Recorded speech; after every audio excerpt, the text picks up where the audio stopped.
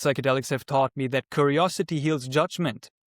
And that's a principle I try to embody, right? I try to live by. So it's about extracting these principles and, again, making them tangible. So building self-trust through micro commitments, through taking action, right? It's about building up this trust within yourself and this confidence about who you are in the world by taking action, by embodying what you saw, by living in accordance to your core values.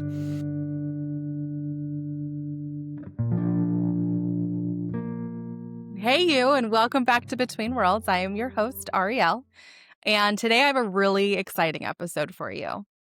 Let me ask you, what if the most profound experience of your life was just the beginning? A lot of people come back from a psychedelic experience or honestly any kind of awakening and they feel it.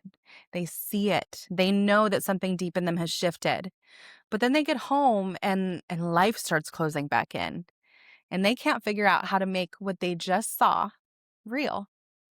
That gap between the experience and actually living differently is exactly what today's guest has spent over a decade helping people navigate. His name is Vergo, and he is a psychedelic integration coach. But what he's really doing is helping people answer the question that nobody tells you to ask after a big experience. Okay, now what? In this conversation, we talk about what integration actually means, why most people get stuck, and the three things he sees over and over that makes the difference between someone whose life actually changes and someone who just keeps chasing the experience. I think this one is going to hit somewhere really deep. So let's jump in. Virgo, welcome to the show. Love that introduction. Yeah, beautiful to be here. I'm excited to share. Oh, awesome. Well, I always like to kind of start back at the beginning, right? I'd love to start with your story. So how did you get into psychedelic integration work? Where are you from? Give us kind of a little bit of that background. Yeah, that's great. Let's start right at the beginning. Yes. So when I was a teenager, I stumbled upon certain YouTube videos. Okay. From Terence McKenna, from Alan Watts, and from Ram Dass. And all of these people have something in common. They all do talk about psychedelic experiences. And they all also talk kind of about spirituality or shamanism or somewhat like self-actualization. And it just hit me. And I was so curious about that whole field. There was nobody around in my environment that was into psychedelics. So I just got my hands on some. Was fairly young, still in high school, and I just tried them by myself. And that's how kind of like my explorations started, with LSD, moving to mushrooms, moving to ayahuasca and 5-MeO-DMT. And it just completely broke me open. And I went from kind of like a more nihilistic perspective on life, kind of like very sad and depressed, and I was into existentialism at the time. Not a good place to be for a teenager. It just cracked me open into especially like Zen Buddhism and just like this more uplifting view of life. And so psychedelics and self-realization and self-actualization have always been kind of related on my journey. And so I went deeper into my journey of learning how can we utilize these experiences for our own self-actualization and self-realization. How can we live more authentic and fulfilling lives based on what we saw? And naturally, as I progressed deeper and deeper on the journey, I got more aware of the dangers and the pitfalls of this path of working with these substances. And that, no, my life is not going to be changing overnight based on what I saw.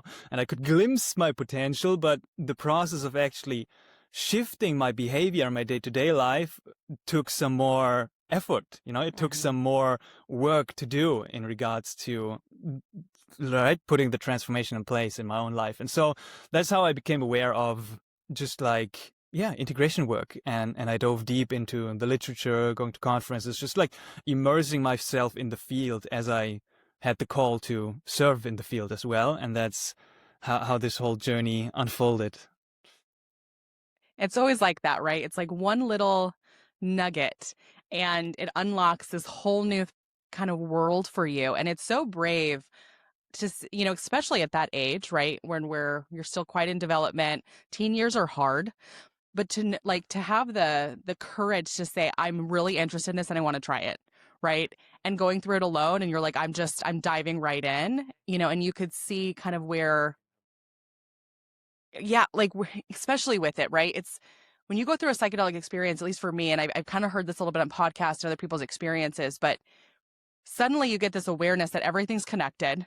And it's like you can kind of see this beautiful what could be on the other side. And then you come back to this reality, right? You kind of touch back down and you're like, okay, but how do I get there? Like I saw it, I want it. Now how do I make this reality that reality? And it's those steps that I personally think are really missing in this space.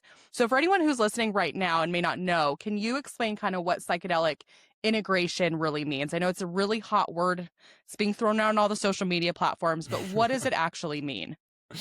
Yeah, it's such a beautiful question, and it's one where we can go really deep into that question. And I would say it's, as integration is kind of like a novel field, it's a quite a young, word and category. So many different practitioners or therapists or coaches have a different definition and different mechanisms of integration. So there's no one set in stone definition of integration. And integration itself, I think the word is pointing towards wholeness, right? It's integrating different parts into one whole, into a unity. So that's giving us a little clue on what integration might be about. But for me personally, in my contemplation of the word itself and of the practice of psychedelic integration, I've come to realize that psychedelic integration is nothing else but life itself, right? So psychedelic integration is working on the physical, mental, emotional, social, environmental, and spiritual domains of our being, right? There's nothing that's not psychedelic integration. And then we can still distinguish the theme of psychedelic integration into the different parts of the journey. So the integration doesn't begin after the psychedelic journey, from my perspective, but it begins in the preparation, right? So preparation is integration as well, because the context for the experience is going to provide the catalyst for deeper integration to occur. So yeah, integration is the whole process, right? It's not a specific part of the process. And then even the setting, right? The setting and the navigation, maybe even the body set of the experience is part of the integration as well. And then the aftercare, right? In the window of the opening up of the neuroplasticity in the weeks, days after the experience, that's also a key window of integration. But that's just like a small part, because the integration, it just keeps on going for weeks or months or years afterwards, in between the journeys we have. So that's my view of definition. And there's many beautiful, like more poetic definitions of integration, right? For example, integration could mean that we come to love all parts of ourselves that haven't been loved yet, right? It's just there's ways to play with this word of integration, and different people have discovered this area from different angles. Stanislav Grof, I think, was the one who kind of like brought it into the field of psychedelics and psychedelic work. And Carl Jung has similar ideas of this movement towards wholeness, right? Bringing everything that's in our being, in our unconscious as well, up to the surface and integrating it into one whole. So, yeah, everything is integration. Yeah. I've never heard it put that way, but I think you really touched on something really important, because when we talk, most people, when they talk about integration, or what they know of it, is what comes after, right? You have this big experience, and then how do I take these lessons that I've learned and integrate them into my life, right? If it's like, I've learned that we're all connected, okay, what do I do with that on a day-to-day basis? But what I love that what you said is like, it starts at the preparation piece. And I'd love to dig into it a little bit more, because I don't think that's spoken about enough, where it's like, the mindset you have, the intentions you put in, the setting, right? It makes the biggest difference to the overall experience. And then your ability to, again, the integration piece into your day-to-day life. I've had those where, most of us that are probably listening who've had psychedelic experiences can probably say they felt the difference when you're very intentional and when you're not very intentional. And some people will say it's like when you do it to party and when you do it for healing, yeah, right? So let's dig in a little bit more. Can you explain kind of what that preparation process, like what you've seen successful in that stage? What does that really mean to you? I'd love to dig into that piece of it. Yeah, I love this piece of preparation. I think it's some of the biggest work is happening in the preparation of the journey. And my answer to almost all of the questions you're going to be asking is probably going to be, it depends, right? It all depends. So in the overall overview of preparation, I would say the aim of preparation is to maximize benefit and minimize risk. So maximizing benefit can mean many different things for many different contexts. So it's all about the context of the experience. If you want to have fun, then you basically match your dose and your set and your setting to have fun, to have a recreational experience. But if you do want to have a little bit of a deeper healing journey or peek into some self-realization, then again, you create the context for the experience so you can experience the benefit that you want, right? But wanting is also very careful. I want to be very careful with the term wanting. So preparation is also happening, right, on the physical, mental, emotional, social, environmental, and spiritual domains. And a big part of preparation is not just setting up the container, having a safe space, for example, that you can journey into, or having a music playlist ready, or knowing who you're going to do it with, but it's also a big mental process. So what's the attitude that you bring into the journey? Like, what's the questions you have that you bring into the journey? What's your motivation? What's your why? And then from that we can possibly set an intention, right? But even the intention setting process is it's an art, right? Because in the journey itself, I like to at least let go and not direct the journey, right? Let go of any expectations, so I'm not disappointed afterwards, because expectation automatically implies the possibility for disappointment. So, right, it's a nuanced piece, but yeah, based on what you want out of the journey, you can look at all these different areas and basically see, like, what does it mean for me to prepare? Physically, for example, and we know that already. Like, it's coming down to the simple stuff. It's about cleaning up your diet, not having too much junk food in your system while you're entering into these different states of consciousness, because otherwise there's a higher potentiality for you to vomit, or just to have stomach aches or feel bad. Just to be aware of what's in your field of awareness mentally. Like, what's your input? What books are you reading? What media are you consuming before the experience? You might want to reduce down your phone scrolling intake before the experience, so the memes don't pop up in your experience, in your psychedelic journey. It's because it does amplify everything that's present within your being. Yeah, and also there's different practices that I like to do in regards to preparation. So one is, for example, clearing up, like just closing all open loops that you have in your life, like all these messages that you haven't answered, all these emails, just answer them before the journey. So there's nothing in the background of your awareness that is like, oh, that thing on my house I still need to fix, or that conversation is still open, or this project isn't finished. It's just close all these loops so you have more space and presence available for the experience itself. And then also in regards to preparation, I want to mention there is no perfect preparation, right? So not to turn preparation into another thing to do, where you got to achieve something and you got to check all these boxes, and then it's this overwhelming process, because nobody of us is going to be preparing perfectly for every experience. There is no perfect preparation. So we just look at what we can do. We do the best we can. We're compassionate with ourselves in the process, and then we enter into the experience. So yeah, many different, I was jumping around a bit. There's many different touch points in regards to preparation, but I would say that's the overall theme. Yeah, I followed the whole time, because I'll tell you, it definitely resonates with me, and other people listening.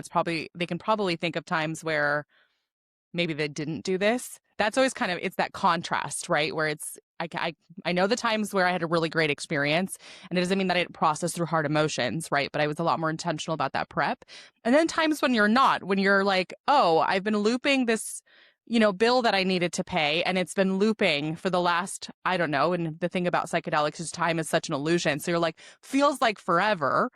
And that, I've never heard that before, but I think that's such a great, I don't want to say tips and trick, but it is like, close the loops before you start the experience so that you can be really present. Because the moment, what you are consuming absolutely comes into these experiences. I know they definitely have for me. My very first experience was a time where I was like binge watching Game of Thrones. And I know it sounds super silly, but I was binge watching it. And it was my first experience with mushrooms. And I remember, because sometimes, you'll close your eyes and it kind of feels like you disappear a little bit. You go really deep. And I'd come back out and I'm like, no, Cersei. And it's like, so I would be having these experiences that were not even actually about me. It was just like playing all these things that I had been taking in. So it's great. That's really awesome information. So when you think about, people translating kind of what they're experiencing psychedelics into their real lives, where do you think some of those gaps happen? Where do you think some of the hardships or the um, where people are maybe unsuccessful, and that's not even the right word, because that's all so it all depends on perspective, but where do you think people really get stuck or have trouble with this integration process? Yeah, that's a great question. I think one piece of it is there's so many pieces to it. One piece of it is obviously the social aspect. Like, how do you bring what you've seen in these transcended experiences into your human life, into a culture, into a society, into your surroundings that might not have the reference point of what you have experienced. So communicating that, right, and being very aware in your way of bringing that back into the world is where I see many people are struggling. Because especially when you've had positive experiences, you're just so excited and you want to share it with the world, and everybody should have this experience probably. And it's like, it can help people. And then there's this drive. But with this drive, oftentimes what I see is that people are kind of like resistant to that. Nobody wants to be told what to do. So people block off in regards to this new exciting thing. When there's also a lot of stigma still around it, right? From the 60s and 70s and all the prohibition and political propaganda that was going on. So that's one piece of it. And even if you've had a challenging experience, it's also difficult to bring that back into your cultural context at times, because especially in our Western culture, we don't have the proper systems in place for catching people that have continued like consciousness expansion or challenges or energetic releases or whatever other difficulties after heavy traumatic psychedelic experiences. So that's also challenging to bring back, because there's a lack of understanding, right? So to bridge that gap of like, how do you communicate what you've seen, in what way and with whom, and where do you find that resonance and that connection in your life is a key part, right? That's where therapists are beautiful, integration coaches are beautiful. There's more and more psychedelic societies popping off in certain cities, but also what I'm passionate about is the online space, right? Connecting with people online is a great place to find this community. So that's one aspect where there's definitely a gap. The other thing is lots of people, especially in my environment, have these spiritual experiences, and they're like, I have this state that is maybe categorized as a mystical peak experience, right? This union with the absolute, this absolute oneness, this dissolution of everything. But then as my ego structure recreates itself, like, how do I, right, relate to that experience somehow? Because I know it's true in my heart, but what I see many people are moving into, and I moved into myself, is a tendency to attach to that peak experience, to say this blissful unitive experience is better than my human experience. So then there's a very subtle neglect of the humanness of what's entailed in living in this body.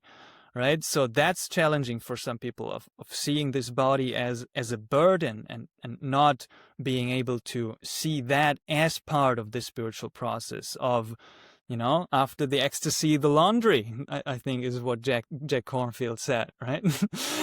Or before enlightenment, chop wood and carry water, and after enlightenment, chop wood and carry water. So really being careful in regards to developing a disgust for the ordinary, but seeing the beauty in the ordinary is actually what the psychedelics have been teaching me. But to take that back and translate that into our ordinary perception when we have these thoughts and these emotions and we're washing our dishes, and that's the practice in regards to translating that back. So yeah, attaching to peak experiences is a big one, right? Bringing in this judgment of better than, like this experience is better than my ordinary state experience is a big one that I've seen for people. Yeah, there's many more. There's ego inflation and spiritual narcissism, right?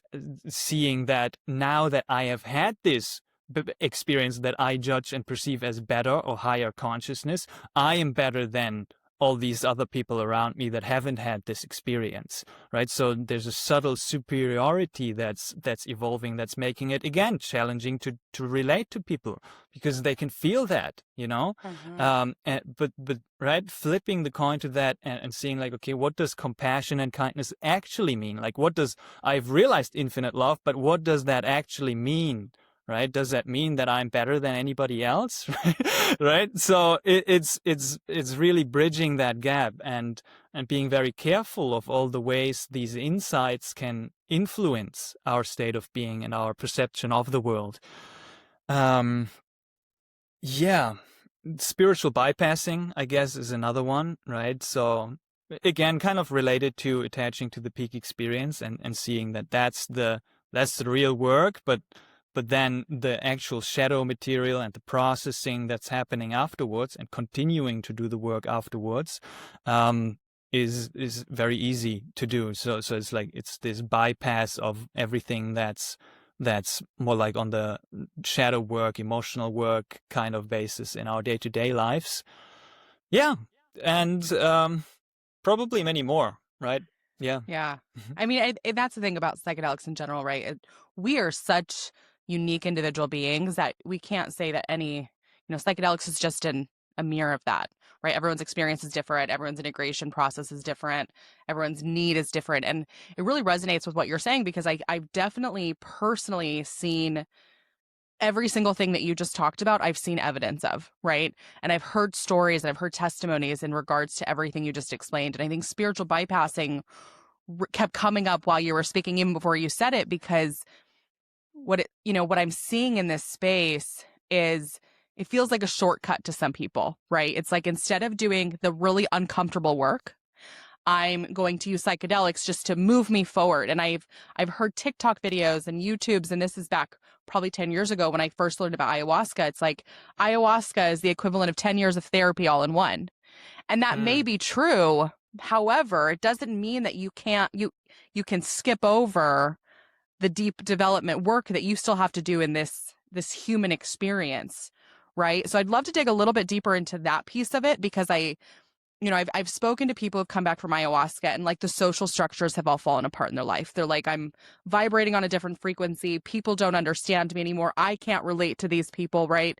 And so you watch kind of their social structures just dissolve as they get home, and at the same time, I've also seen people who are like, just psychedelic experience after experience after experience. And what it feels like is there's this sense that that's real and this is an illusion, right? It's that the tickets of we're in a simulation. And I may not disagree with that, but at the same time, we're still here, right? We chose to be here, to be matter, to live this human experience. And it's like the psychedelics is just a piece of it. So I'd love to take, like, when we talk about the spiritual bypassing, I think you explained it high level, but what does that actually look like in someone's life? Like, walk me through kind of how you see that show up and maybe how you would coach to that. Yeah, great question. Yeah, regarding what you said in regards to the therapy and ayahuasca is like 5 to 10 years of therapy in 5 to 6 hours. I heard a great reframe of that recently, and it was flipping, and it said these 5 to 6 hours of ayahuasca showed me what to do and walk on in my next 5 to 10 years of therapy. That's beautiful. Oh, I love that. Mm-hmm. Yeah, and in regards to the spiritual bypassing, I guess a great first step for people to work through that is to familiarize themselves with the term spiritual bypassing. So pick up a couple books and read about it. There's beautiful books from John Wellwood, I think he's called. He brought the term into he popularized it. I think he even came up with it, and he's really about bridging the gap between spirituality and psychology. So really putting the emphasis on the deep psychological work, which is more related to our personality, to our persona, to all the different mechanisms of what's going on within ourselves, right? And the emotional processing that comes with that, and the spiritual, which is just as critical and important. I also like to make a distinction between the relative and the absolute. So in my perception of reality, there is the absolute and there is the relative. And what I like to say is that we got to give relevance to the relative. So even though the absolute is absolutely true, and it's this beautiful unity and it's transcendent, that does not mean that we can't engage in the relative and say, like, in my relative domain, I have a certain code of ethics. I have a certain way in which I'm interacting with other people, right? I have certain responsibilities as a human being that I engage with. So I see psychedelics as a way to make us more human and not less human, right? Because this movement towards the absolute is a movement away from humanness. And it's a beautiful journey of ascension. But the journey of descension is the integration that makes the picture whole, right? That's the integration. It's the wholeness. It's the ascent and then the descent. So we go deeper and deeper into the infinite and into the absolute and into transcendence and dissolution, but we come back down into deeper and deeper humanness as well. And both of these are critical. So what that looks like practically and tangibly for people when I, for example, work with them, right, is it starts with attitudes and traits. Like, what does it mean to embody the principles you've learned in psychedelic space, right? So if everything is one and everyone is one, right, what does an embodied presence of love look like in that, right? How do you see yourself in the other? Like, what does that mean? Right? The Bible has this beautiful golden rule, right? Treat others as if you were like to be treated yourself. It also means, for example, embracing fearlessness and courage. Like in that transcendent state, oftentimes what I see is people in psychedelics, they're like, it takes a lot of courage. It takes a lot, to move into these deeper layers. And in psychedelic space, that's totally fine. The very deep process of letting go is happening. And there's just like this deep courage to let go of all your ego structures and dive into that and face these deep rooted fears. But when it comes to having a tough conversation with your partner or with a friend, all of a sudden there's this fear again, there's this hesitation. There's like, I'm afraid, that's the process. Like, what does it mean to embrace fearlessness in your relationships? Maybe you feel like you're in a career or in a job that's not fully aligned. And that's challenging for many people. So spiritual bypassing means to, rationalize that away and say, like, it doesn't matter either way, but taking responsibility and doing the work means, okay, I want to maybe figure out like what I want to do in this life and figure out a direction and a vision that I'm excited about, and then got going and build that, and actually, take action in the world to come into a deeper unfoldment of my potential, to give my gifts back to the world. And I think this is the nitty-gritty work that's so challenging for people, where it's just easier to just go into another, blissful psychedelic experience and say, like, there I feel like I'm productive in regards to processing and, just like healing more and all of that. But it's like, not to bypass the tough conversations, the work that is not aligned, or the food that is not aligned with your body. That's that's the things we want to look at when we're integrating, right? So not to bypass all of these things. That's perfect. Yeah, I'll share an example, at least from my experience, to kind of give maybe something tangible to what you're saying, right? I had a really profound, mushroom experience relatively recently, and it was in a beautiful container. And I remember when I started that experience, I was very aware of like, how I was looking.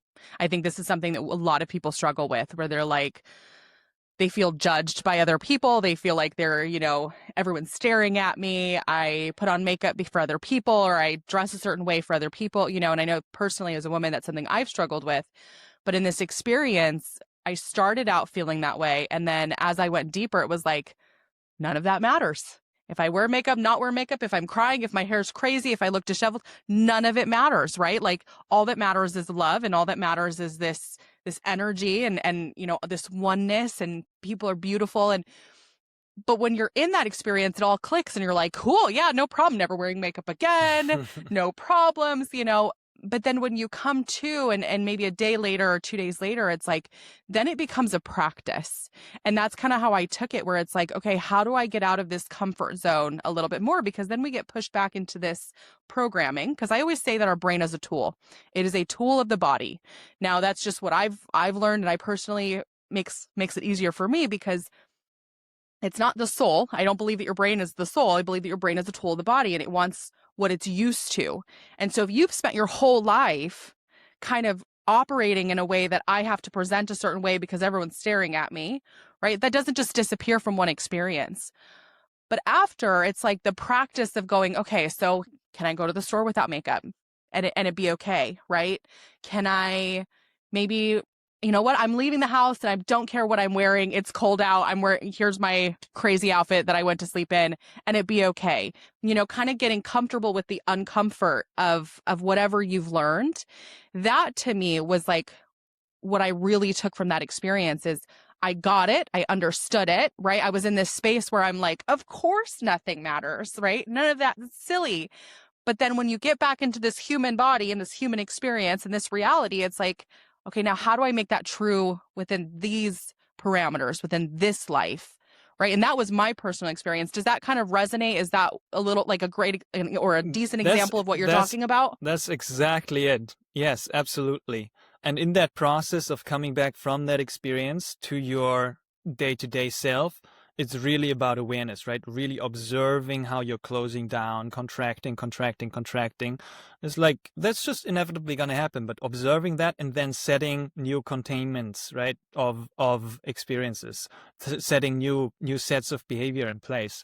So there's this beautiful analogy in the neuroscientific circles. I think Carhart Harris was talking about it, of this skiing slopes. So your brain is like slowing down these skiing slopes, and it's all the same slopes every once in a while. And then when you take psychedelics, it's like new snow is coming down.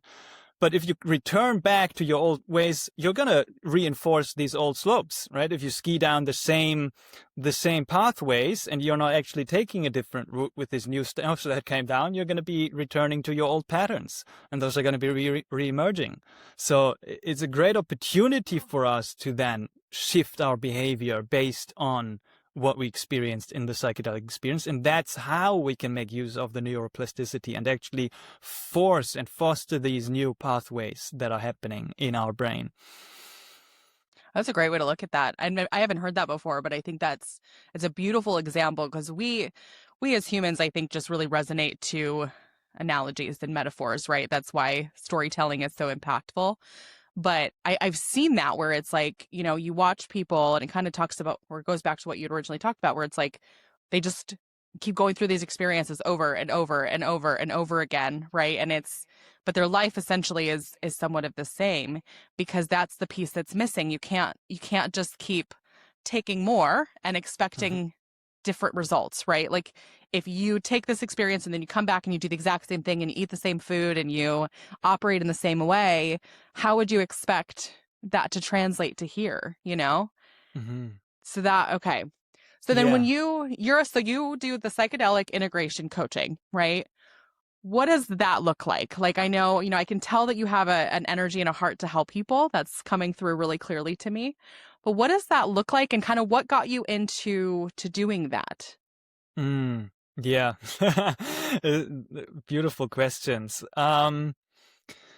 So I'll start with a piece on what got me into it. So I was sharing my journey on YouTube for quite some time now, like probably over 6 years, maybe a bit longer on other channels. And I was just like sharing my own personal journey of, my realizations and what I saw and how that relates to my own self-actualization and self-realization journey.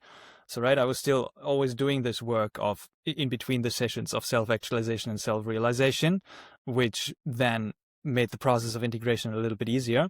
And then I got passionate about like, okay, hey, I want to share this, I want to teach this, especially with the angle of self-actualization, self-realization. I call it psychedelic actualization. Mm. And I set out on a journey to build an online course. I was like, an online course is going to be a great format for that to educate people, and receive back from that. And so I was like, okay, I'll make the best online course about psychedelics that has ever existed, and I'll include all the topics that are important.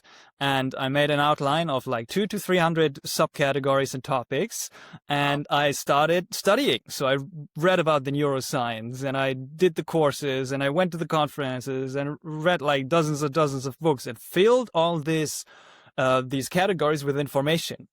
And well, what do you think? I got completely overwhelmed with this process and with this project because my standards for the project were just too high. I never actually, now I'm in the process of completing the course after 6 years, and it's still a process in the making. But even in the first question, I got stuck, which was the question like, okay, what is a psychedelic? Like, what is psychedelic? And so I like to just dive deep, and I was like, okay, psychedelic is a word. And so I dove into the nature of word and the paradox of language. And, I just like studied linguistics for a while and just like dug so deep into the word and it's just like, it was fun, but also, not very productive in the way that I could actually share what I had to share. And so coaching was in my field of awareness for a long time. And I just decided to make the pivot to coaching, especially in regards to the integration. I feel like coaching is a beautiful tool in supporting people in their integration. And so that was just like my pivot from being stuck in creating this course to actually helping people now. And so I did a coach training program with IPEC, and I was like learning the hard skill of coaching and applying that then in helping people, right? So I see these are three different skill sets. One is like the preparation is more related to giving advice. It's consulting. It's really just like inviting and educating as well. Then the skill of facilitation, like in the moment, in the flesh, facilitation, holding the space, being very non-directive. At least that's my approach. And just, just making sure that the participant is safe in the journey. That's a completely different skill set. And then the integration is a different skill set as well. And that I found, coaching is just the most powerful way in regards to work through that. Therapy is great as well depends on certain people, right? And what stuff they're dealing with. And especially in works with psychedelics, it easily touches on trauma. It easily brings out shadow material. It easily touches very deep aspects of ourselves. So with coaching, there is a sensitivity in regards to what coaching can do and can't do, what we can touch and can't touch. This is what I see in the field is a bit where that got blurred, and people call themselves coaches, but they do very deep processes, of therapeutic things that they might not be qualified for. So I see coaching as a moving forward activity. So of course, things that come up, we can look at those and work through those, but we're going to be looking at the vision of where you want to get to. So it's a process of what I do is it's a process of goal setting. Like what do you want? And I have a base framework that I walk people through at the moment, but when I work with people one-on-one, it's a very individualized process, right? Because as you said, everybody has a unique experience and everybody wants to be met where they are, right? And then it's about really figuring out these authentic goals and the authentic vision of where people want to get to and supporting them and getting them there, right? In a very supportive manner, and just also digging deep, and calling out the bullshit of like what's keeping them back and all the stories they tell themselves that of why they can't do certain things. But so the three pillars that I've observed that do play a role for many people and for many of my clients are identity alignment, direction, and nervous system capacity. And all those basically fuel the goal of what I would call just like an exciting life. I call it Monday morning excitement, because it's about what we do on a Monday morning and how we live and how satisfied we are with our journey on a Monday morning or on a dark Tuesday afternoon in February. It's like that's the goal, to be absolutely and utterly excited about where you're going and satisfied with where you're at in your path. And the key pieces to that I see are very helpful in regards to psychedelic integration is identity alignment, which speaks to this self-doubt that is coming up for certain people after the journey, of like, I saw a potential version of myself, but I can't live what I saw. So am I not good enough? Am I not worthy to live that? Am I not, why am I not able to embrace this higher state of consciousness? And who am I? It's like, what does that mean? Right? So I bring it down to defining core values, right? Really looking at what's most important to you in life and nailing it down to the top 5 most important things in your life, top 5 core values that are, giving you almost like a decision-making mechanism for your path forward, because the psychedelics might have shown you certain aspects or parts about reality or life that you feel are important to you. So to nail those down and really define what they mean for you and make it tangible and practical as well is a key part. And also, again, extract certain principles by which you want to live by. For example, psychedelics have taught me that curiosity heals judgment. And that's a principle I try to embody, right? I try to live by. So it's about extracting these principles and, again, making them tangible so you can review them and you can process them and you can implement them into your life. And it's about, right, embodiment practices. So building self-trust through micro commitments, through taking action, right? It's about building up this trust within yourself and this confidence about who you are in the world by taking action, by embodying what you saw, by living in accordance to your core values. And then that informs the second aspect, which is direction, which is either psychedelic experiences might have broken something open and showed you a potential of where you want to go, of like, hey, I really feel like I'm meant to do this, but my life is reflecting something else, right? So it's about crystallizing that vision, translating that vision into action steps and being really clear about that. Or psychedelics broke something open and you just feel like, I don't know where I want to go. I feel a bit lost now. Like I feel like none of this matters and I don't want to engage with society, but what do I do then? So that can also happen. And then it's about, again, finding a clear direction. So it's about, I call it calling clarity, right? Figuring out your zone of genius, what you're passionate about, and your zone of service. So like what you're good at, what you're passionate about, what ignites your heart and what brings you up and wakes you up excited in the morning, and how can you serve? Because usually I find that integration is related to service. Mm-hmm. It's never, right? It's never about just your own personal journey of transcendence or of actualization, right? It's always related to service in some kind or another. And then again, it's about making that real, formulating certain experiments that bring you into action after the experience of like, hey, okay, I might figure it out that I want to do this. So now I go take a surfing camp. I want to go surfing and now I take a surfing training. So again, taking action based on what you saw in regards to making the vision a reality and translating that vision into a structure that you can implement and that fits your daily life as well and your daily responsibilities. And then the third aspect is nervous system capacity. So sometimes we come out of psychedelic experiences and we're so open, we're so sensitive. And then people feel that there's all these influences and everybody wants something, and that's draining us of energy, right? Because we're so open. And then it's about setting boundaries in place, seeing like what one or two things drain your energy the most in your daily life now that you're so open. Maybe it's the phone, maybe it's a certain relationship. And then how can you set boundaries in place in order to protect your energy so you can actually follow through on what you said you're going to do, or what the psychedelics showed you.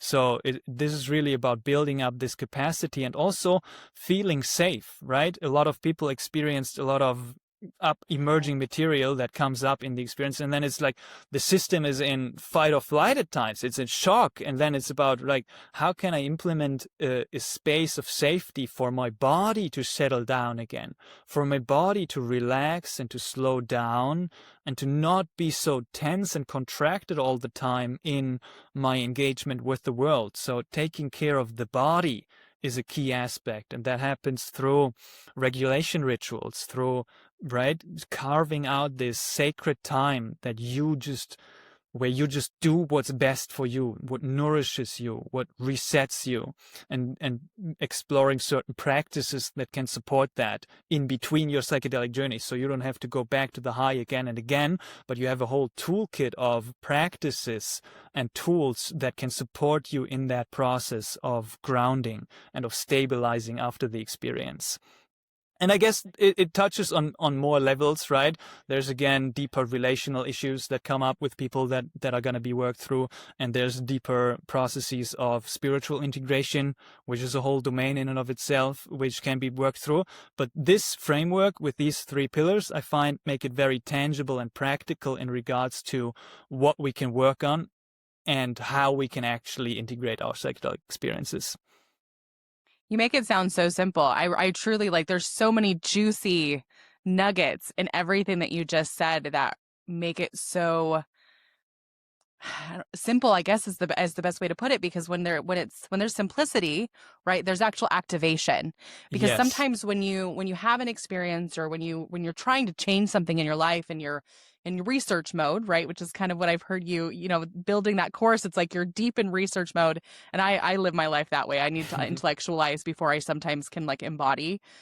But when you're deep in that, it can feel so overwhelming because you're like, oh, the mountain just keeps getting bigger and bigger and bigger, and I don't know where to start. But what I love that you touched on is sometimes when you have an experience, you just need someone to talk to about it. Like, you need a sounding board, someone that asks the right question. That's why therapy is so impactful, right? It's like you ask the right questions to help me get to the right answers. And that's different than me just telling you the answers, because that's not, we can't do much with that.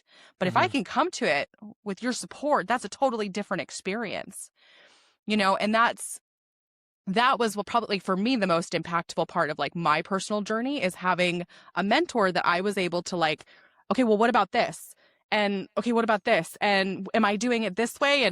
And then you kind of touched on that victim narrative, right? I always say moving from victim to victor.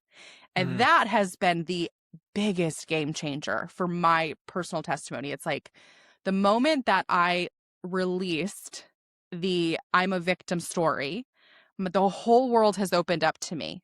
And what you said about the how do you get excited about Mondays, that was the big change, is okay, well, everything is happening for me. My car could break down today, and I'm like, cool, what's coming?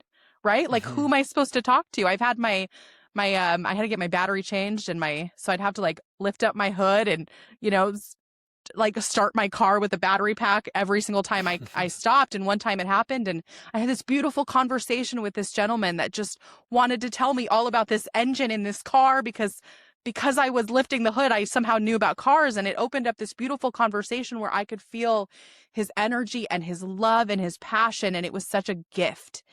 And if I hadn't had that experience, I wouldn't have gotten this experience. I wouldn't have been able to talk to him. And so when you release the victim, you also release the sense of good and bad.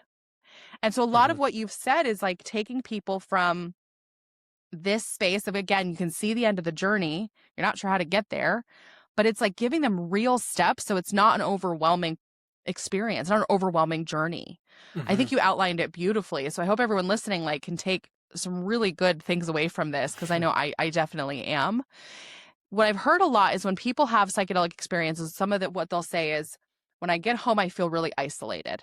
I feel by myself because, again, nobody can talk my language now. It's like I had all this stuff happen and I don't have anyone I can talk to about it. So I feel really isolated afterward. And so I love when you talked about the digital space. Mm. So is a lot of the work that you do in more of like that digital container where people can reach out to you and kind of have the conversations digitally, so they don't have to necessarily be in the same geographical location? How do you think people usually navigate kind of that isolation feeling? Yeah, yeah, it's a tricky one for many, and understandably so. Mhm. It really depends on where you're located and what your capacity is in regards to taking action on your journey, right? So there's many different aspects to this. So first is just checking in with yourself, like how do you truly feel? Like allow yourself to feel that isolation or to feel that loneliness, and then be really honest with yourself and say, okay, like, do I want to have people in my life who have a shared container of experience, right? And what do I want that to look like? So it's again about being clear on what you want, because yes, in your immediate environment and where you are right now, you might not have these people. So the best you could do is maybe go online and talk to a coach, talk to a therapist, join some forums, or, just like connect in communal spaces that are happening online. That's a great place to be. But I feel like personal connection in person, it's just, for me personally, it's much more valuable. And then it's about, if that's your value, like, first of all, again, coming back to what I said earlier, like, first of all, how do you still relate to people who are not in the space in a skillful way, in a beautiful way, in a beneficial way for the relationship? It's a matter of choice. You can go into conflict, you can go into pushing energy, or you can go and step back and just keep quiet. And I have found usually that when I just silently integrate what I saw and I radiate that inside out, people come to me with curiosity of like, hey, why are you so happy? And then I can tell them about psychedelics, and there's a deeper openness in regards to the conversation. And I've found actually many people in my life who I meet, who I talk to about psychedelics with, who have never heard about psychedelics, are genuinely very open and curious. And it's like, I don't know if it's in the way I talk to these people, because in every single conversation I just bring up psychedelics. It's just part of who I am and what I do in life. So it's like, it's inevitable. But Yep. I have not had any negative experiences with people in regards to talking about psychedelics. Obviously, there's not a shared understanding, and that's okay. I don't try to force that understanding onto people. Right. So that's just my way of navigating it. But it's really about your way. And then if you are not satisfied with that, then it's about, okay, like, what are the next steps?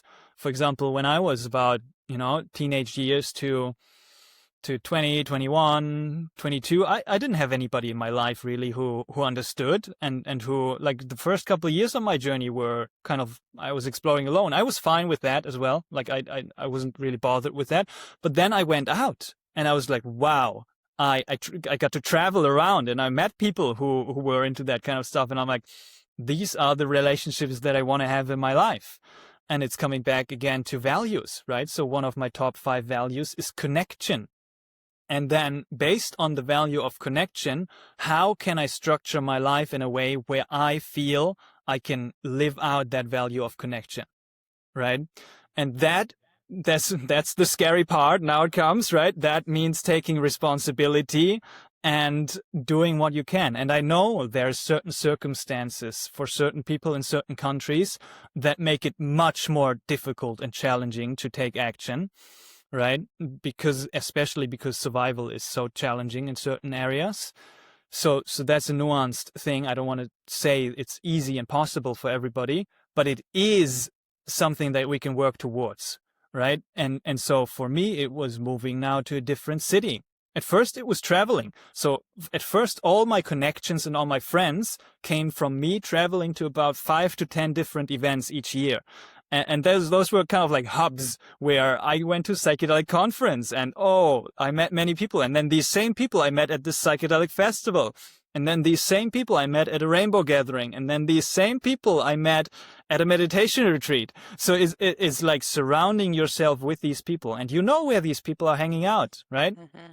Maybe it's yoga classes. Even, right, then you can bring it more down locally. If the travel is not possible for you, which I still not believe it is, because I was working as a waiter back then and I was not earning a lot of money, but I was still like half the year I was traveling. I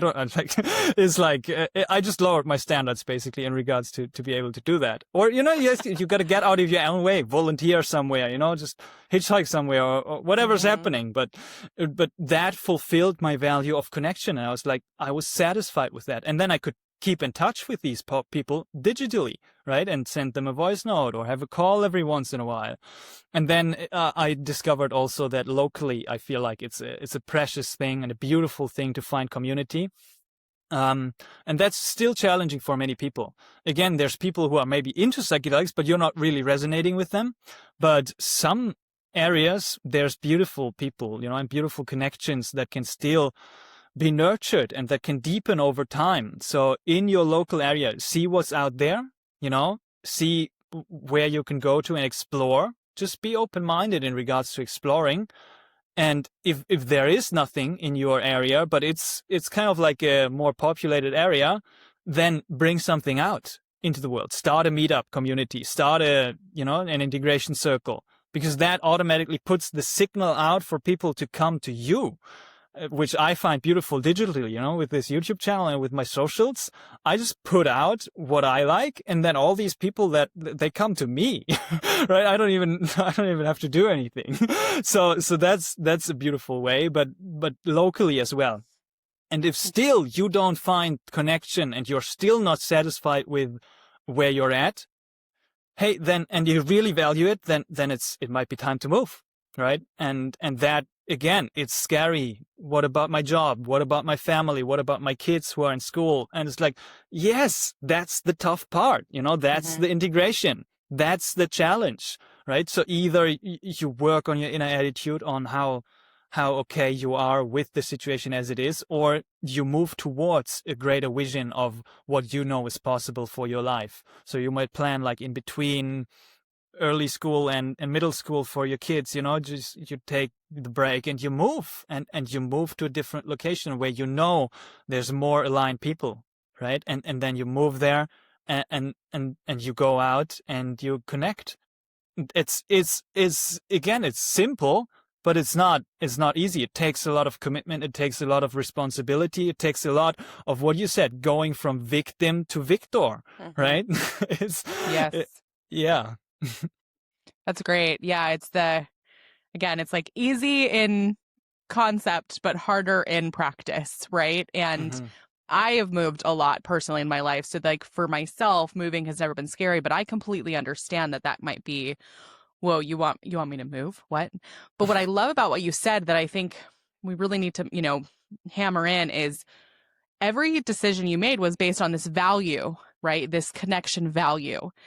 And when we live in a world where there's 1,000 options and decisions that we're making every 5 minutes, right?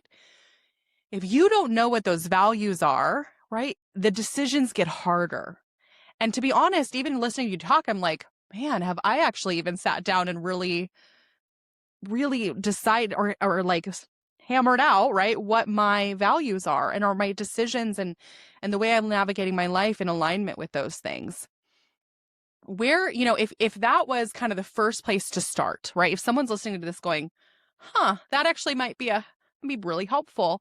How do you start that process of going, okay, what are my values that are going to help me navigate kind of these decisions as I go through the next few years of my life? Yeah. So I personally have a process of like 8 to 10 exercises that I walk people through. And, yeah, it's a lot about just asking good questions. So what is most important to you? And then go and sit down and really think about it.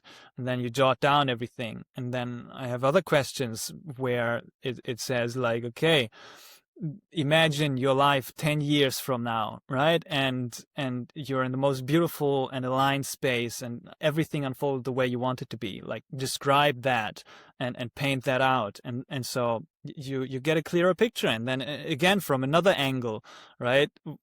You might have, I have a list of like 100 to 200 words, like circle those that feel most resonant.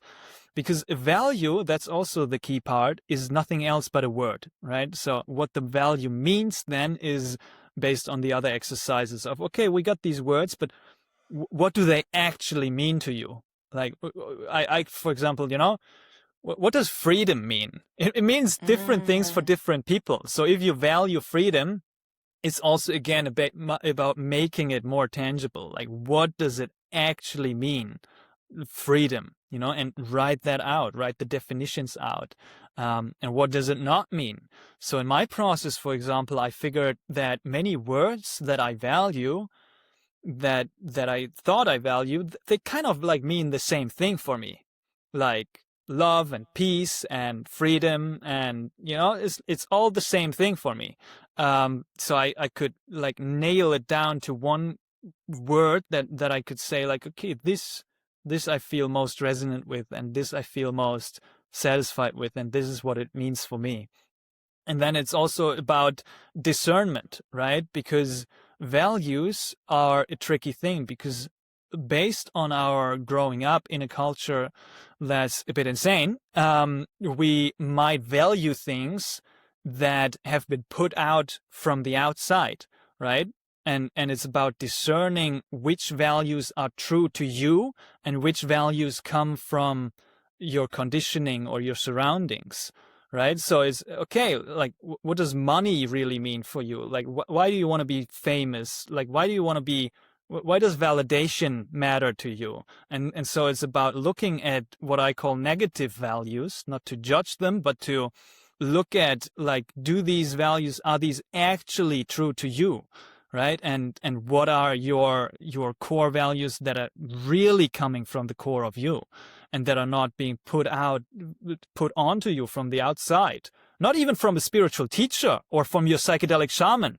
That's also a conditioning or an environment that can present certain values as important, right? As everybody talks about, truth is important, or, it's just like, spirituality is important, and you look, and it's like, now you took that on as a hat, but like, do you know what that means for you? Like, or do you just tell yourself you're valuing it? So it's about discerning what values are true to you and which values you've picked up upon, and you just think you're important to you.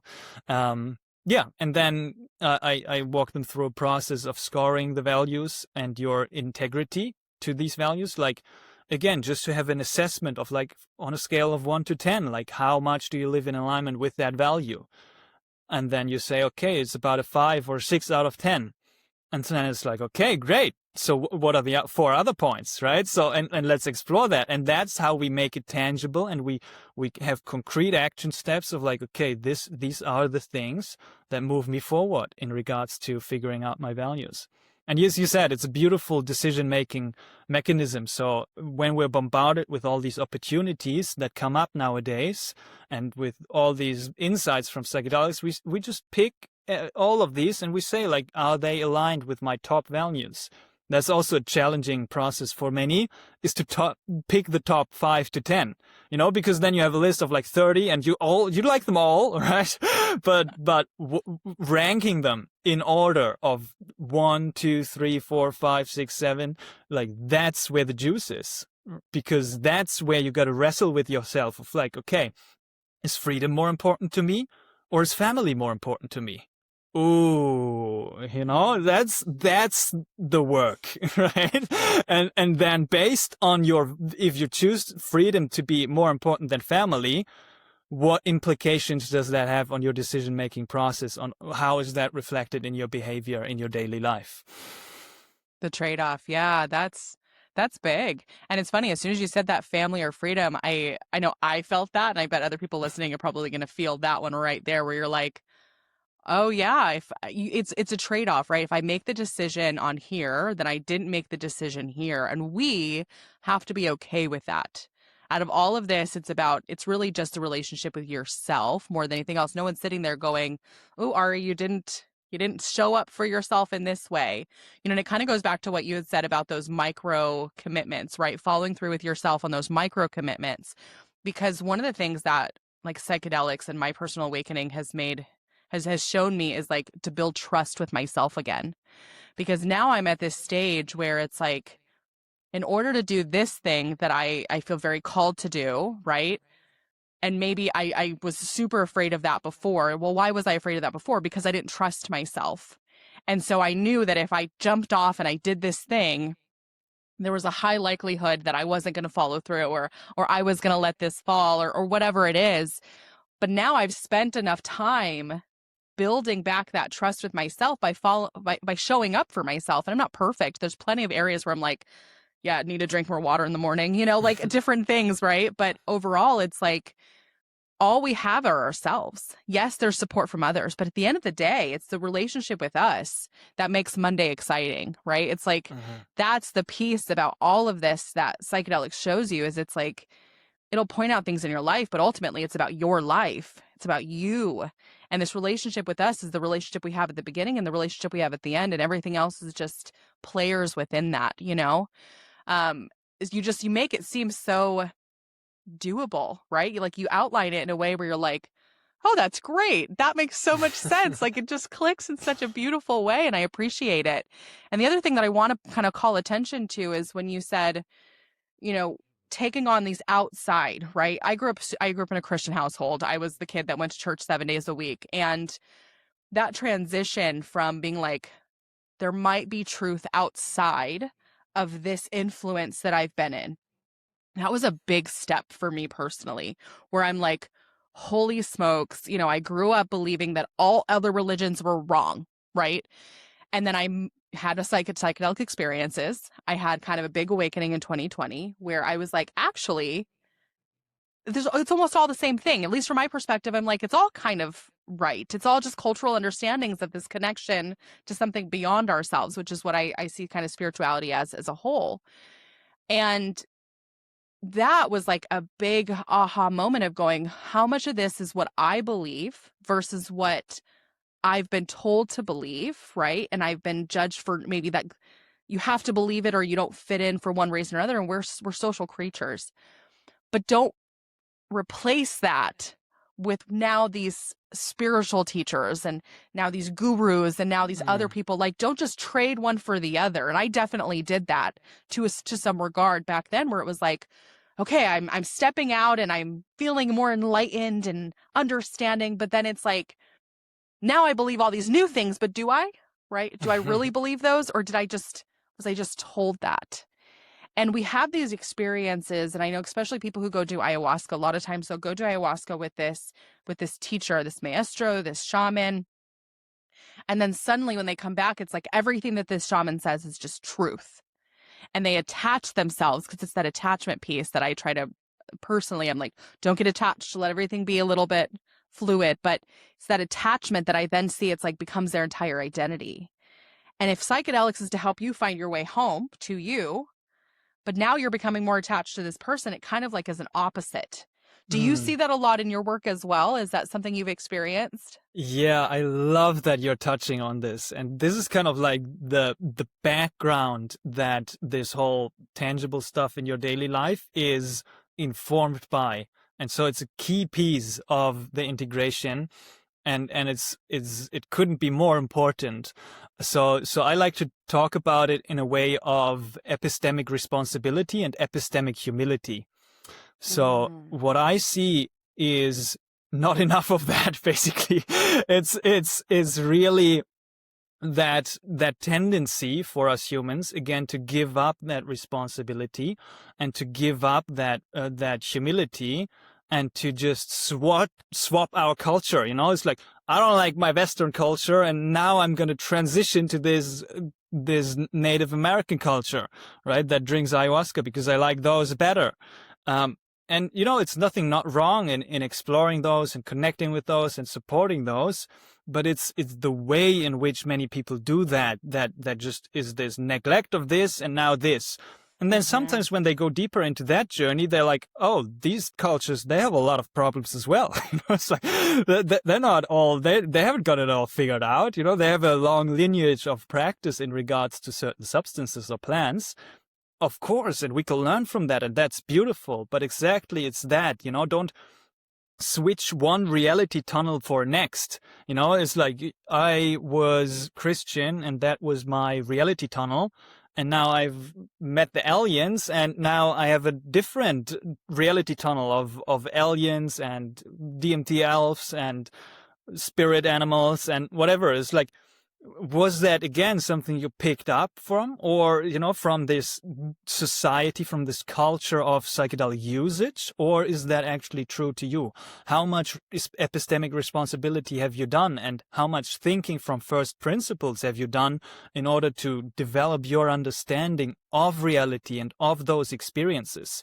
And that's also where the danger with a lot of facilitation lies, because a lot of facilitators are putting on their worldview into the psychedelic space. So then it breaks open the reality from somebody, and then everything that's poured in, we're way more receptive to that. So we just take on what we hear from the people around us. And again, that's another form of cultural conditioning. And it's not actually taking responsibility, and it's not zooming back out and actually seeing, like, instead of installing new apps on my phone, like who's holding the phone?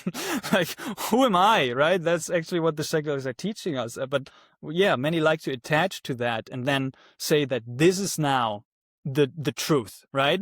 So, and it goes in many different ways. Psychedelics are very messy, right? So many people, they come out of psychedelic space and they actually reinforce their religion and their culture and the teachings, sometimes in a very beautiful way, right? There's lots of Jewish practitioners at the moment who really emphasize the roots of mystic Judaism, and then the Christian mystics. Many people do meet Jesus in their psychedelic experiences, but it's all about discernment, right? Many people meet Krishna and Shiva, and just like, it's about, for me at least, it's about taking responsibility in regards to really digging deep within myself and being on a quest for truth on myself, and not being sloppy in my epistemology, because also not everything the psychedelics are showing might be truth, right? There's lots of crazy stuff that just appears in the psychedelic experience. So the process of integration is also to discern, like, okay, like, what do I take from that now? Should I do everything the mushroom says? Right? I would probably be in prison or whatever. It's like, I don't know. It's like, yes. It's really standing in your own agency and saying, like, okay, I'm zooming out and I'm a bit more humble in regards to what I take on as a lens. And I'm aware that all of these things that I do take on are certain beliefs. I think is really, there's no way really to get around beliefs too much, but it's about a conscious engagement with belief, because the truth is beyond all belief in my view. So yeah, that's a key part, and it's very, very, very important to speak to that and to be aware of that. And that's also where I like to challenge my clients on in regards to this work of, like, hey, I got out now, and now I know that I don't know, need to heal all my ancestral trauma or whatever. But it's like, yes, cool, but also, like, let's be very careful in regards to what you pick up and what you believe afterwards. What I love about this conversation is every time you talk, it's like coming full circle to previous things that you said. And what just stood out to me was a couple things, right?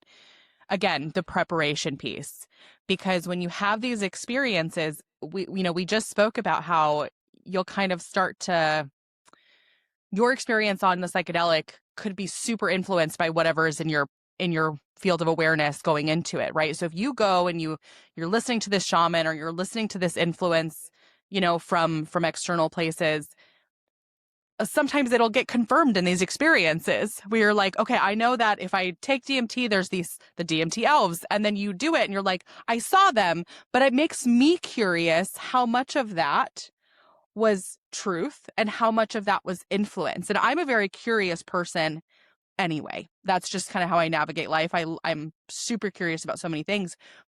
But that's the other piece that came up, is like the curiosity afterward of like, was that me, or was that because this person just said it right before I went in, right? I just came back from Envision, and I would still call myself a novice in this whole spiritual space. There's things that I'm learning about for the first time this week, right? But I came out of Envision and I'm like, the goddesses is a new concept that I'm like interested in. And, and then the goddesses, have you been visited? I went to some initiation ritual and it was like, have you been visited by the goddess Isis? And women are like, yes. And it just makes me so curious that if I was to have another psychedelic experience, right, or another pretty deep journey, would I be visited too? Because I've now know that that's a possibility, right? So it just makes the whole thing kind of, I would say, messy, but really interesting all at the same time. And it's that discernment piece of, one, do I even need to know, right, for it to impact my life? Do I need to know for sure if it was truth or if it was influence for it to have a positive impact in my life? Because sometimes I would say probably no, right? Like, sometimes influence is helpful and sometimes it isn't. But again, it's coming back to those values that I call it the North Star. What is my North Star that helps me discern the right, my right or wrong, where I want to spend my time, how I want to navigate this life, and psychedelics is just a tool to that piece, at least from my perspective. You know what I mean? I love everything. Like, I just love what you're saying, because it just makes all of what I've been uncovering in the last year super tangible, right? Super doable. Yeah, I love that you're touching on this. There's several things that we can go deeper on. So one observation, just from my personal experiences in these circles, it's again a funny observation, but connecting to the goddess Isis, well, like I have met many people who do connect to the goddess Isis or to the Egyptian or to whatever.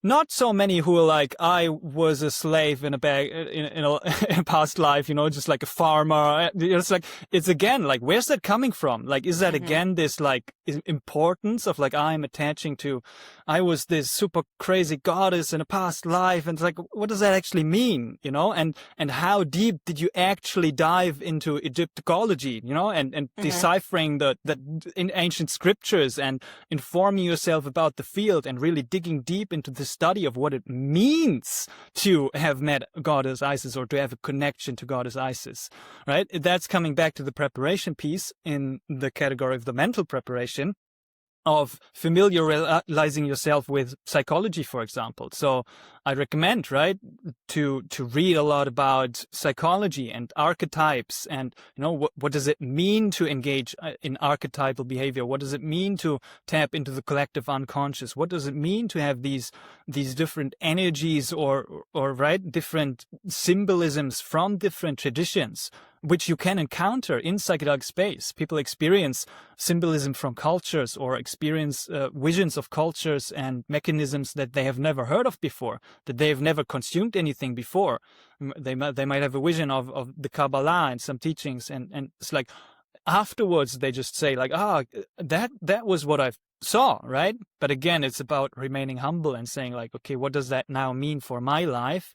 And, is it true? Is it beautiful?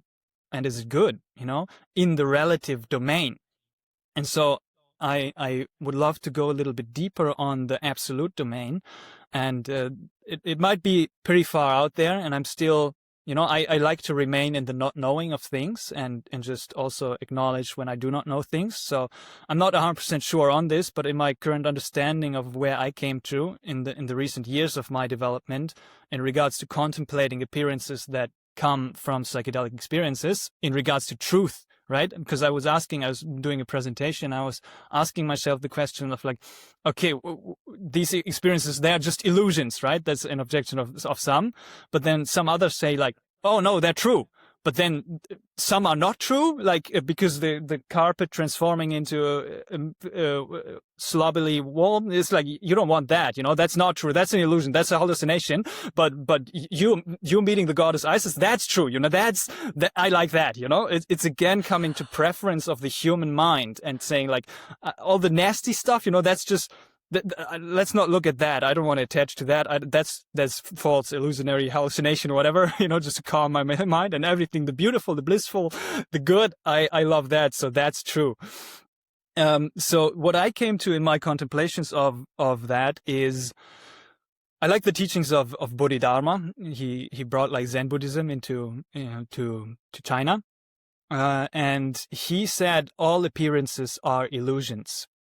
So for me, in the absolute domain of truth, it's either all appearances are illusions or all appearances are truth themselves.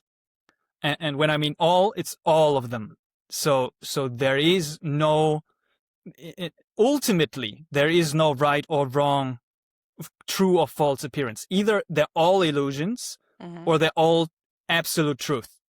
And I think the paradox is that they are both, right? But in the way we engage with them, again, that comes to the relative domain of integration, is to discern like which are good and useful and beautiful for my human life, right? And that's a personal choice, but it's about being aware of that. And that's why I keep coming back to the distinction between relative and absolute. But on the absolute domain, the way I even nowadays like to engage with psychedelic space and with psychedelic experiences is what I call the dance of detached appreciation. I am engaging in a dance with appearances, because that's what everything is. It's appearances arising and passing away, rising and passing away. And I detach from all of them, from the bliss, which is hard, and from the terror, which is also hard. I stay in the background awareness, right? Because everything that's an experience is not it. Everything that is an experience that can arise and pass away is not it. That's not truth, because truth for me is absolute. It's timeless. It's all, right? It's unifying. It's one. And there cannot be two, and so it falls away. It breaks this illusion of time and of relativity, and so I detach from all appearances. But then I like to go a step further, and I see my only job as a conscious being in existence is to appreciate every appearance as deeply as possible, is to love it fully. May that be the vision of Shiva that I have in my psychedelic experiences, or may that be the deep darkness and confusion of facing all the shadow material of war and of whatever else is going to be arising in deep psychedelic space. How much can I love that? How much can I appreciate that without attaching to it? And so it becomes this dance of awareness in regards to psychedelic space itself. And then even afterwards, I like to integrate it as my spiritual practice, even in reality, to just stay as much as possible in the dance of detached appreciation. And then when action is needed in the world, I move into the relative and I give relevance to the relative, and I match my state to task, right? My ability to match state to task is my embodiment in the world. Can you give an example of what that might look like when it comes to the relevance to the relevant, or that kind of piece of it?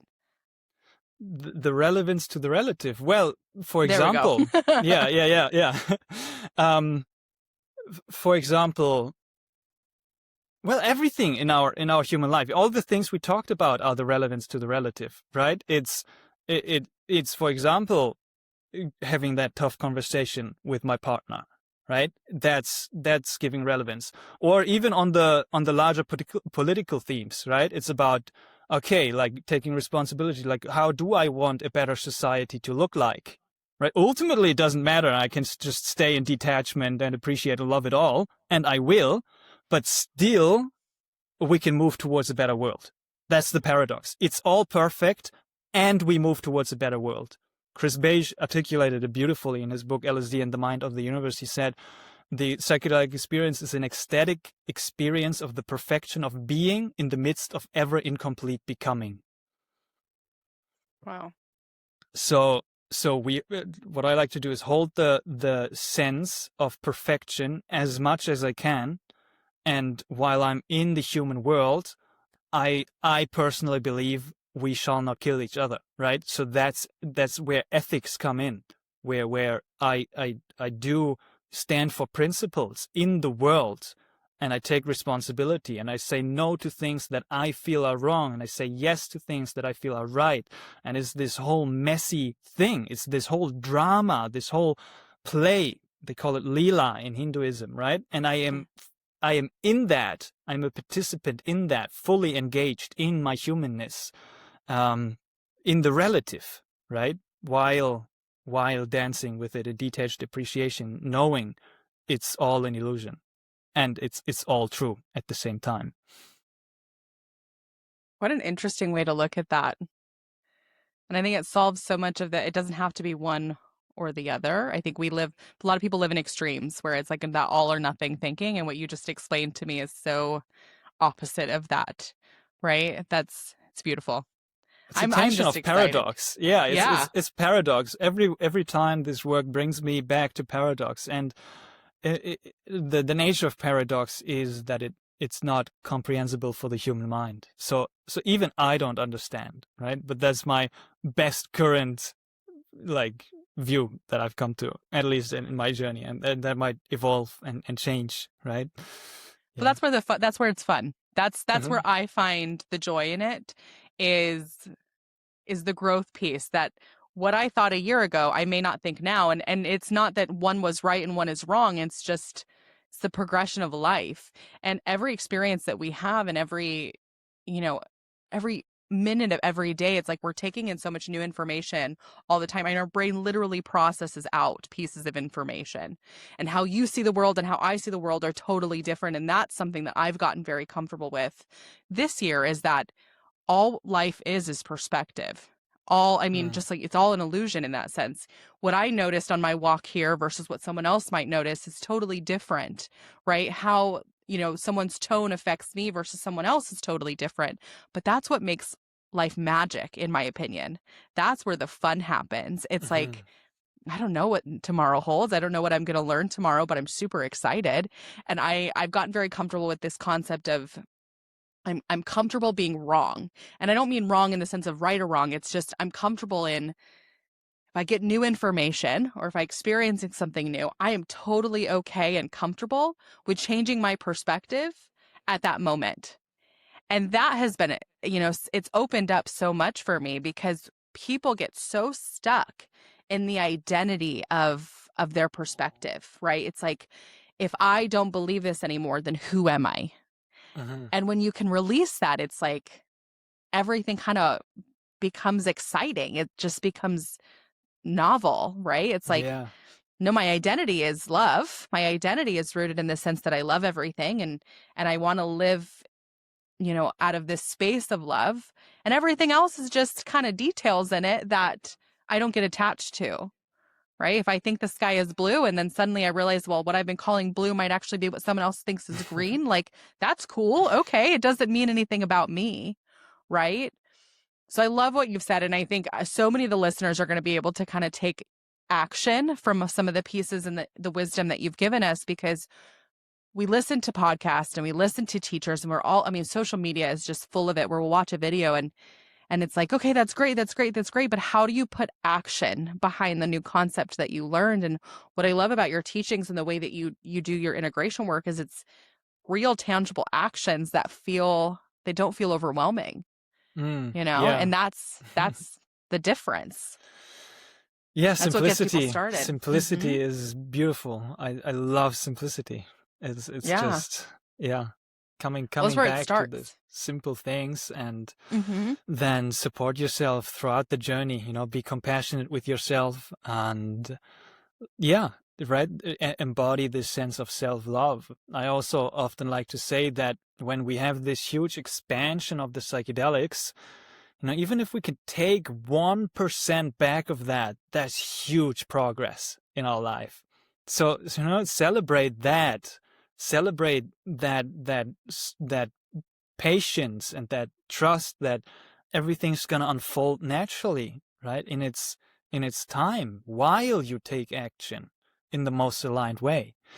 Yeah, I love what you said there as well in regards to the open-mindedness. This is literally what the psychedelics show us. So embodying this open-mindedness towards you, maybe adjusting your perspective or you having a different opinion than any other human being, that's the integration of this trait of open-mindedness. And that's exactly the work. Because inevitably, when we go into deeper and deeper psychedelic journeys, you'll come to a point where everything you thought to be true wasn't. And that happens again and again. And Yes. so it's this practice of humility. It's this practice of the great mystery, right? Of appreciating just the great mystery and enjoying it all. Mm.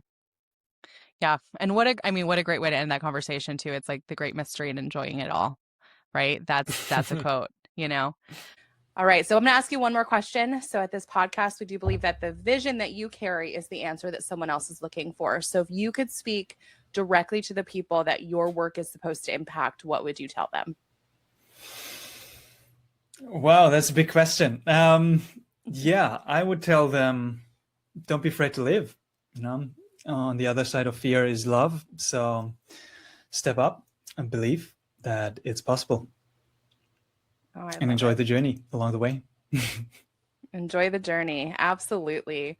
Well, thank you so much for being a part of this. I'm so excited to share this conversation with the world. I think what you have said is going to make a very big impact to a lot of people.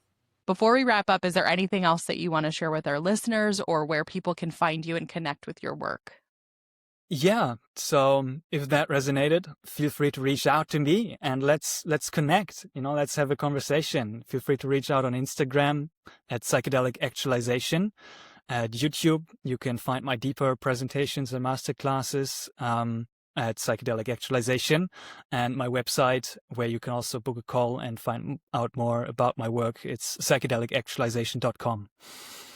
Yeah, Perfect. And it was such a pleasure to be here, and I really enjoyed this conversation. It's so fun, right? It's just so fun to connect with your people, and that's what it's about and what I love to do. So I appreciate the invitation, and I also deeply appreciate everyone listening and taking the time to listen for the whole 1.5 hours. That's rare, and that shows something about you and your sincerity about your own path of integration. Vergo, I mean it when I say that this conversation is one that I'm going to be thinking about for a really long time. Thank you so much for coming here and the way that you hold this work. Find everything about Vergo mentioned in the show notes. You'll see his Instagram and his YouTube linked. Please reach out to him. He is clearly the real thing. And if you've been listening today and you've had experiences that you haven't known what to do with, experiences that broke you open, that left you wondering what comes next, I just want you to know that you are not alone in that. The space between the experience and making real progress, well, that's your real life. And there are people like Vergo who exist to walk with you through it. If this show is landing for you, please subscribe wherever you're listening. It only takes 2 seconds, and it means everything to me. Also, it's how more people who need to find their way here. And remember, whatever you're carrying right now, the vision, the calling, the thing that keeps you up at night, trust it. It's not random. It's not too much. Because the vision that you carry is the answer that someone is searching for. Don't keep them waiting. Until next time, I'm your host, Ariel, and this is Between Worlds.